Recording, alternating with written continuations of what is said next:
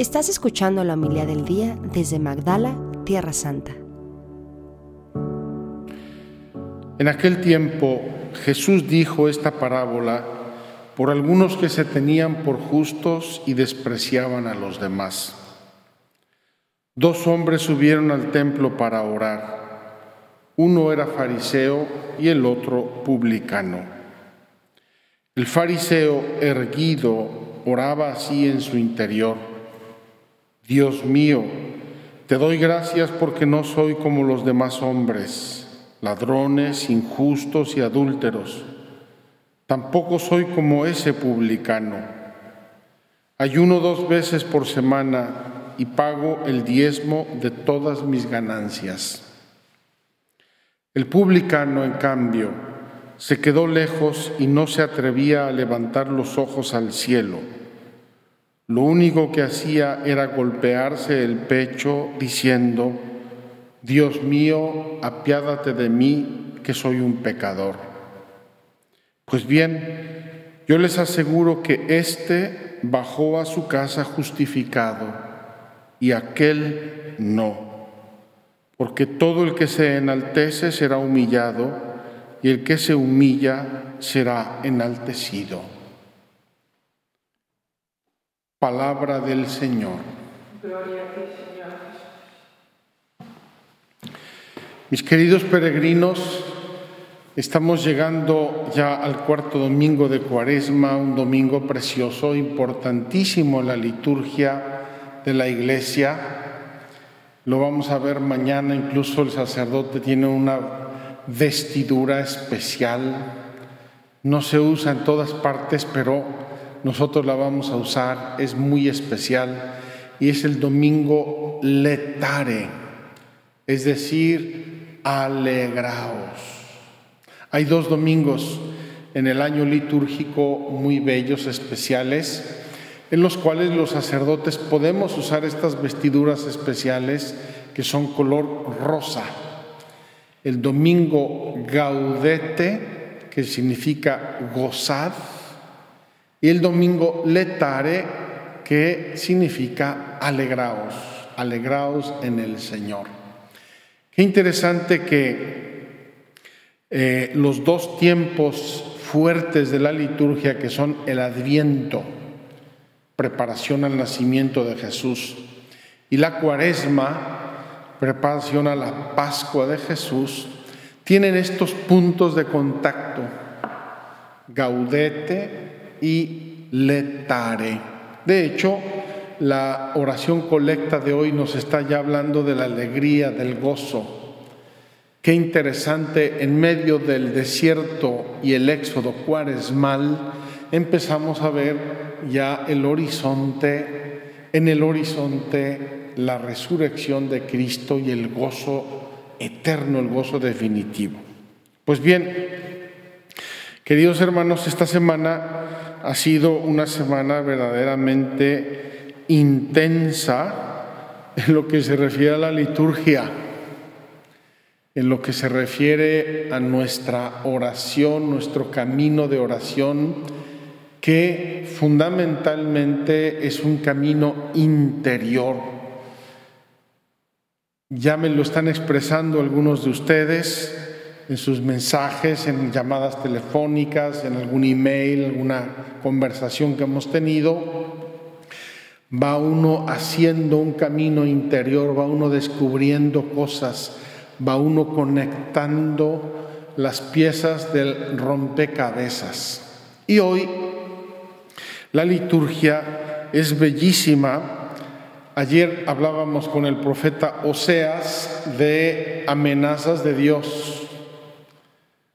Y hoy el mismo profeta Oseas da un vuelco muy notable para terminar la lectura de hoy. Estamos en el capítulo 6 del libro de Oseas, para terminar con una frase que el mismo Jesús va a tomar, va a poner en sus labios.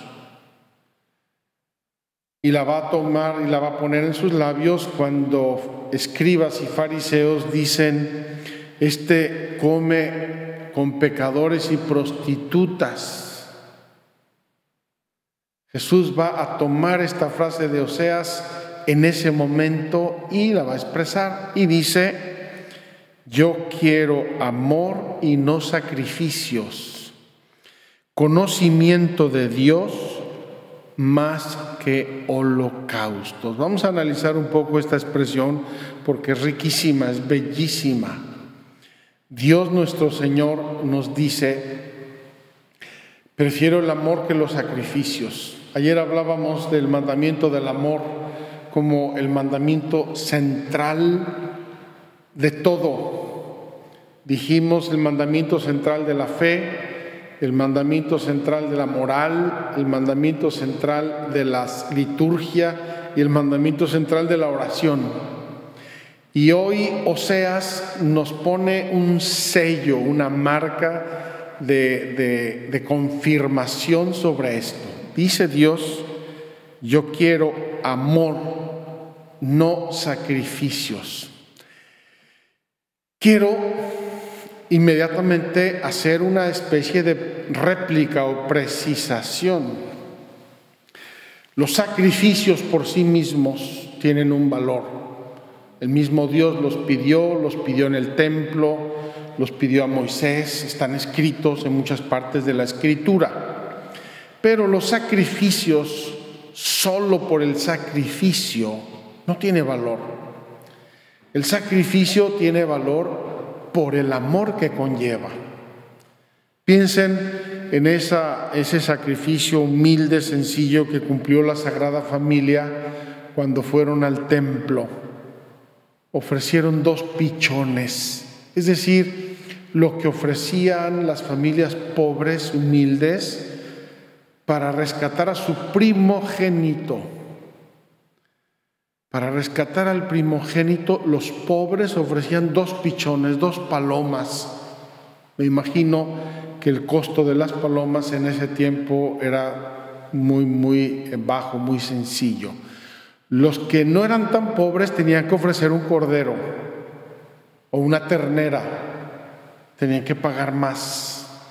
Bien, ¿qué tiene el sacrificio de 2 pichones? Físicamente hablando, ¿qué tiene? ¿Qué hace? ¿Qué realiza? No realiza nada. Más o menos sangre, más o menos plumas, no cambia nada en la historia de la humanidad ni en la historia de la religión. Lo que sí cambia es la fe, la obediencia y el amor con que uno ofrece esos sacrificios. Entonces, cuando hoy la liturgia nos recuerda con Oseas: yo quiero amor y no sacrificios, en realidad Dios nuestro Señor en una frase sola nos está diciendo 2 cosas. Una cosa: quiero sacrificios con amor, o si quieren, quiero amor con sacrificios. Porque el amor verdadero, el amor desinteresado, implica siempre muchos sacrificios. El amor egoísta no se sacrifica. Yo soy el centro de la vida, yo soy el centro de la historia, a mí me tienen que servir todos, yo soy el modelo de todo y nadie me va a decir a mí nada.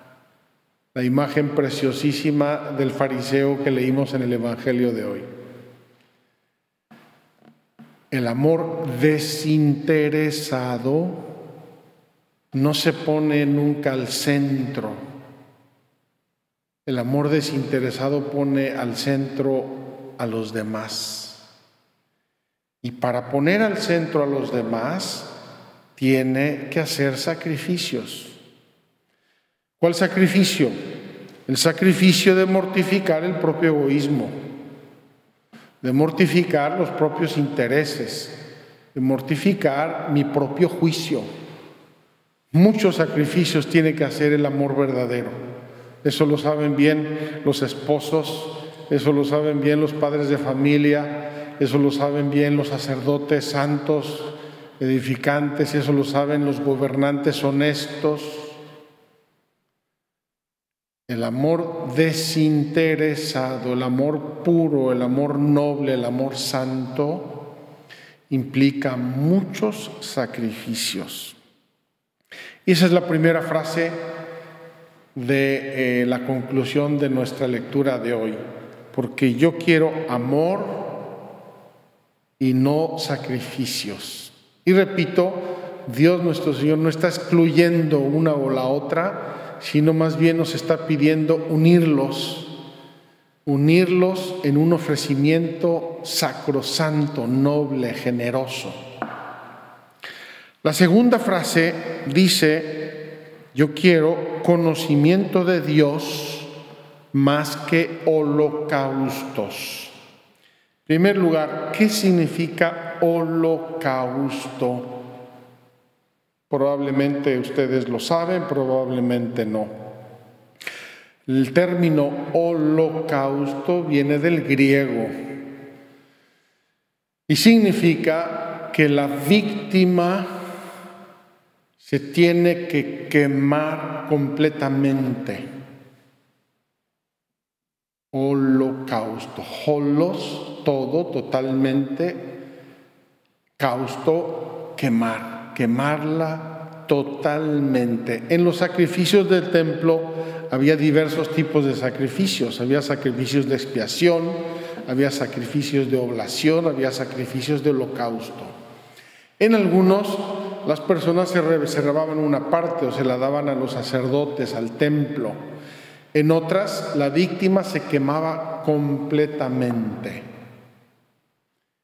Pues bien, seguramente en la antigüedad los sacrificios de holocausto eran los considerados los más perfectos.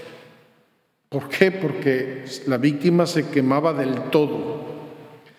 Pero dice Dios, yo prefiero conocimiento de Dios.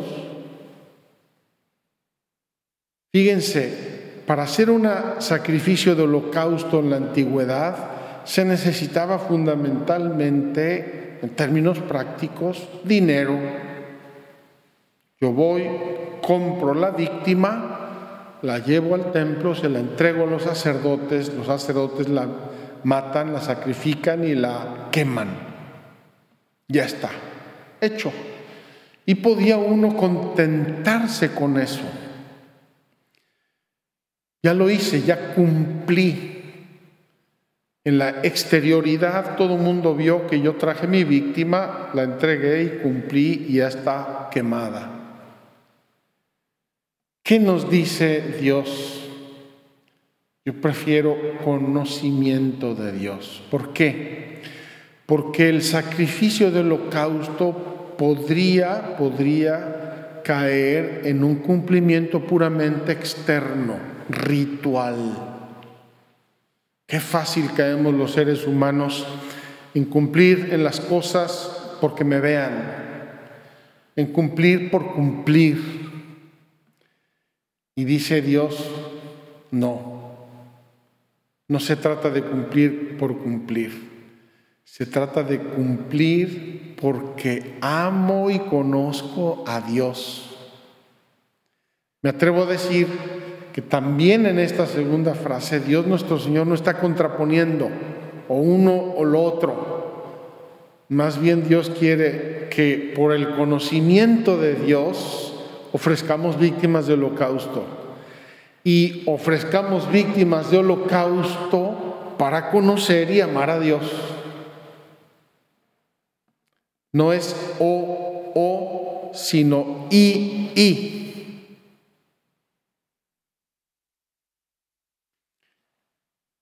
Estamos en una peregrinación de oración y hoy tenemos dos modelos fantásticos de oración, maravillosos. Quiero, antes de pasar a comentar los modelos, quiero comentar el inicio y el final del pasaje del Evangelio que hoy leemos. ¿Qué dice el inicio? Dice, Jesús dijo esta parábola por algunos que se tenían por justos y despreciaban a los demás. Esos que se creen muy buenos, esos que se creen modelos, esos que se creen mejores que los demás y por eso con el derecho de juzgar a los demás. Jesús quiere corregir esa desviación del pueblo de Dios y por eso dice esta parábola, tremenda parábola, yo la he escuchado mentar muchas veces. ¿Cuántas veces gente dice, si tú eres como el fariseo de la parábola? La gente aduce esta parábola para fustigar a una persona que se siente superior a los demás. Y termina, porque todo el que se enaltece será humillado y el que se humilla será enaltecido. Fíjense que es muy hermoso en la vida de oración, en la vida religiosa. A nosotros nos explican mucho y nos educan o intentan educarnos en un tema. La persona que quiere realmente alcanzar las cimas de la santidad tiene que humillarse a sí mismo.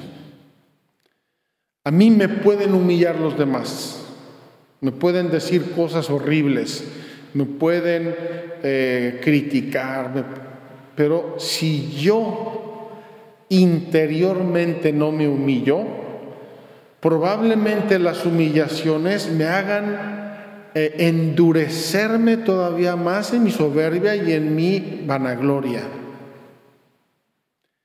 Nadie puede hacerme humilde a mí, nadie. Yo tengo que querer ser humilde y tengo que querer crecer en la humildad. Y yo soy el único que puede trabajar en eso porque nadie puede entrar en mi corazón.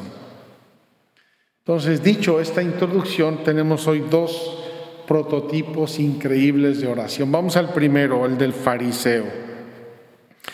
El fariseo erguido oraba así en su interior, no lo decía porque no se atrevía, pero lo hubiera dicho con mucho gusto para que lo oyeran los demás.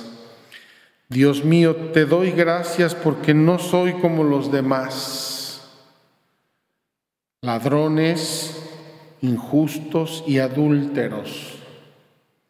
Tampoco soy como ese publicano, pobre desgraciado que está ahí atrás. Imagínate, no, yo no soy así. Ayuno 2 veces por semana y pago el diezmo de todas mis ganancias. Este señor ha cumplido, al parecer, ha cumplido materialmente con los mandamientos. Pero ¿dónde está su corazón? Su corazón está dándole culto a sí mismo. ¡Qué horror! Este se siente el Dios de sí mismo y usa a Dios en el templo para aparecer muy bueno. Qué increíble cómo se nos puede retorcer interiormente la intención, cómo se nos pueden desfigurar los valores en nuestro corazón. Ese es el fariseo, horrible, dice Jesús, ese no bajó justificado a su casa, ese no le hizo ningún provecho el ir al templo a orar, nada. Probablemente bajó más empecatado y más desorientado de cómo subió al templo. En cambio, el publicano, que en aquel tiempo les recuerdo, publicanos tenían muy mala fama, serían los de los partidos políticos mediocres y rascuaches de nuestro tiempo. Ese no se quedó lejos y no se atrevía a levantar los ojos al cielo. Pero fíjense, desde su interior no se atrevía. Nadie se lo impuso, nadie le dijo, ahora baja la cabeza. Nadie, él a sí mismo, porque él se sentía a sí mismo pobre, pecador, humilde, necesitado de Dios. Lo único que hacía era golpearse el pecho diciendo: Dios mío, apiádate de mí, que soy un pecador. Sí, somos honestos. Esta oración la podríamos hacer nuestra todos, yo el primero.